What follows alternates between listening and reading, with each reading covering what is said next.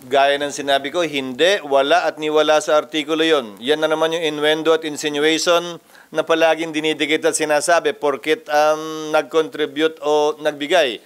Matagal ko ng kaibigan at kakilala siya at tumutulong talaga sa amin. Mula't mula pa, nung hindi pa iso to.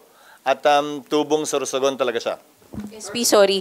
Pero nakakuha siya ng kontrata nung senador na po kayo at ulitin ko lang, at may any help ba siyang Yung nakuha? mas malaking nakuha niya ay nung wala ako dito.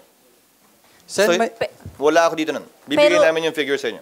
Pero nung senador na kayo, SP, nakakuha pa siya ng kontrata po? Hindi ko alam dahil hindi naman niya ako partner sa negosyo. Hindi ako bahagi ng kanya negosyo. Again, that's the innuendo and the insinuation being floated and propagated. Bakit natin hindi tingnan? Sino ba yung mga mambabatas at opisyal na gobyerno na aktual na kontraktor, aktual na may-ari nung mga kumpanya na nakakuha ng kontrata sa gobyerno?